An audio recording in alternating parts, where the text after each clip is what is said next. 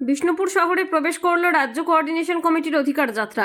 গত 17ই ফেব্রুয়ারি কোচবিহারের সিতাই থেকে 4 দফা দাবি নিয়ে রাজ্য কোঅর্ডিনেশন কমিটির অধিকার যাত্রা শুরু হয়। 11 দিন পর এই যাত্রা বিষ্ণুপুরে এসে প্রবেশ করে। সকালবেলায় বিষ্ণুপুর শহরের বিভিন্ন প্রান্তে অধিকার যাত্রার র্যালি দেখতে পাওয়া যায়।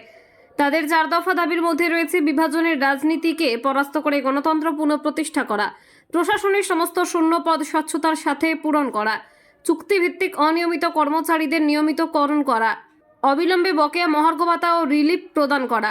মূলত এই 4 দফা দাবির ওপর ভিত্তি করে রাজ্য কোঅর্ডিনেশন কমিটির অধিকার যাত্রা শুরু হয়। এই অধিকার যাত্রা শেষ হবে 10ই মার্চ কলকাতার যাদবপুরে। এদিনের এই অধিকার যাত্রায় উপস্থিত ছিলেন রাজ্য কোঅর্ডিনেশন কমিটির সাধারণ সম্পাদক বিশ্বজিৎ গুপ্ত চৌধুরী। রাজ্য প্রশাসনকে পরিচালনার ক্ষেত্রে কর্মচারীরা তারা যেমন তাদের প্রশাসনিক দায়িত্ব রূপায়ণ করেন, একইভাবে এই সমাজ যেভাবে আজকে আক্রান্ত হচ্ছে, মানুষের কথা বলার অধিকার, গণতান্ত্রিক অধিকার,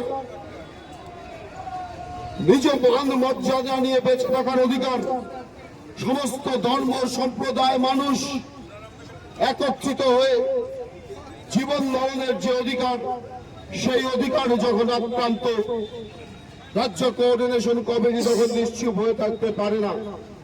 ফলে আমরা সমাজের অন্য অংশের শ্রমজীবী মানুষের যে লড়াই আন্দোলন, সেই লড়াই আন্দোলনে আমরা কর্মচারীরা আমরাও সেই লড়াই আন্দোলনে একত্রিত করে চলছি।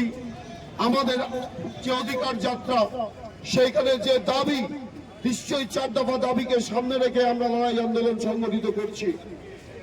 আমরা দেখছি সারা দেশের গণতান্ত্রিক ব্যবস্থা বিভাজনের নাম করে গণতান্ত্রিক ব্যবস্থাকে ভুলুণ্ঠিত করা হচ্ছে।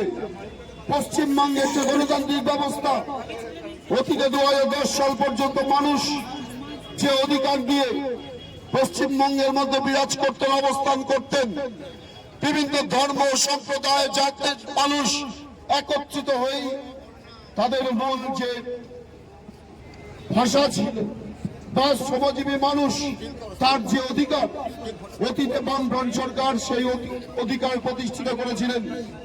শ্রমজীবী মানুষ সে কৃষিকাজের সাথে যুক্ত হতে পারেন,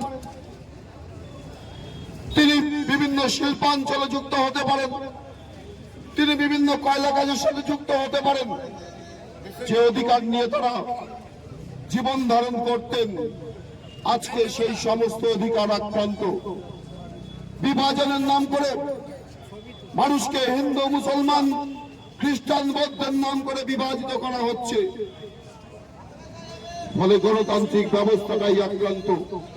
তার বিরুদ্ধে দাঁড়িয়ে পশ্চিমবঙ্গে গণতন্ত্রকে পুনরুদ্ধার করা, ভুলুণ্ঠিত গণতন্ত্রকে পুনরুদ্ধারের লক্ষ্যে যেমন একইভাবে সারা দেশে গণতান্ত্রিক ব্যবস্থা আক্রান্ত।